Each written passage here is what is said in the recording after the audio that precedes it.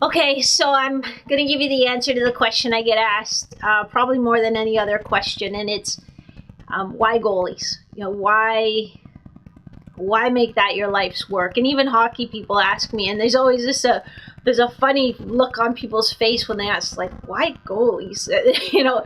And the truth is, and I'm a scientist at heart. I love the biomechanics, the anatomy, the physiology, so that's a big part of it. But when I really reflect on it, it's because I get you. You are the constant underdog. Even when you're one of the best in your league, you're still an underdog. And I've always been an underdog too.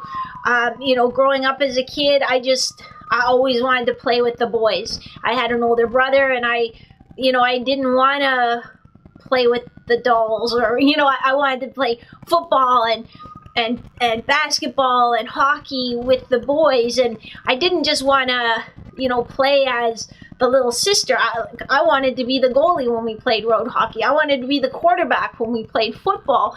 And so to do that, I had to be better than all the boys so that they would let me take on those positions. So in our house at home when I was a kid, we lived in a bungalow, but there was a long, sort of narrow hallway, and our bedrooms were off that hallway. So, I would, with the Nerf football, I would stand at one end of the hallway and practice throwing it to the far end, without touching the walls. And then I remember at the end, we had this Snoopy poster of Snoopy like dancing, and so I would try to hit like his hands or his nose or things like that, and I would practice for hours after dinner so that I could be better than everyone else. And for hockey, girls didn't play hockey when I was a kid.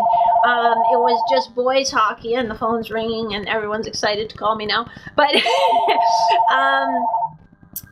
so I would be in the basement practicing stick handling, and just getting better all the time. So as I got older, actually my dad literally had to sit me down, and we were driving somewhere in the car, and he literally had to tell me, like, Maria, you're never going to be the quarterback of the Dallas Cowboys, because that was Roger Staubach was my guy. That was sort of my thing. And he said, you'd be better to do, and we always skied as a family. He's like, you'd be better to be a skier or something like that. So I started cross country ski racing, was my varsity sport, and I did that in Southern Ontario, where 3 or 4 times a winter the snow melts. So, again, I worked very hard, and even without much snow to train on, or consistent snow, got to be a very good skier.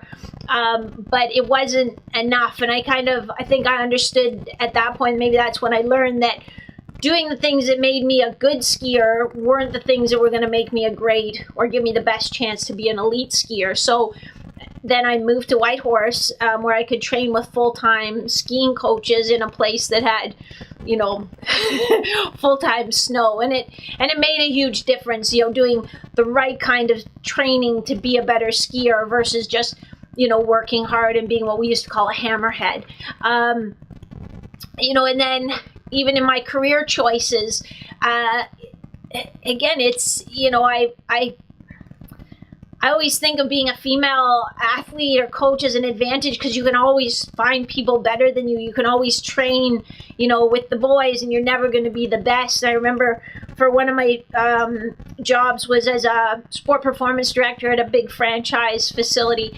And so we had to go to Atlanta, Georgia, and train with world-class track coaches, and all the other sport performance directors were from a NCAA background, all men, all big, bald guys with goatees, and I was the only female. And some of the stuff was new. Some of the track stuff was new to me. So, they'd all go out for beers at the end of the day, and I'd just stay in my hotel room and practice, my movement drills and my skills, and, so that by the end of the week, I would be, one of the top 3 coaches in that group. And it was funny. I remember it clear as a bell. One of the other business owners said, aren't you worried that your business is going to fail because nobody will want to train with a female strength coach?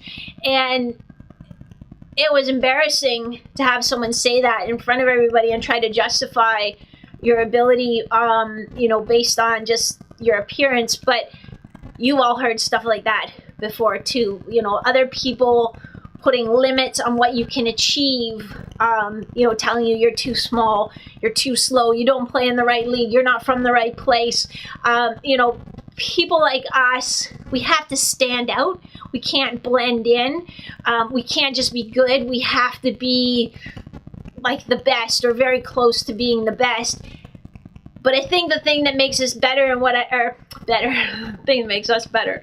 But I think the thing that keeps pushing us, or the thing people don't realize about us, and part of the reason I think I get goalies, is that we relish it in a way. I mean, it's exhausting having the odds constantly stacked against us, but it feeds us and it drives us to be better and better, and better. And when others quit in frustration, we just keep going.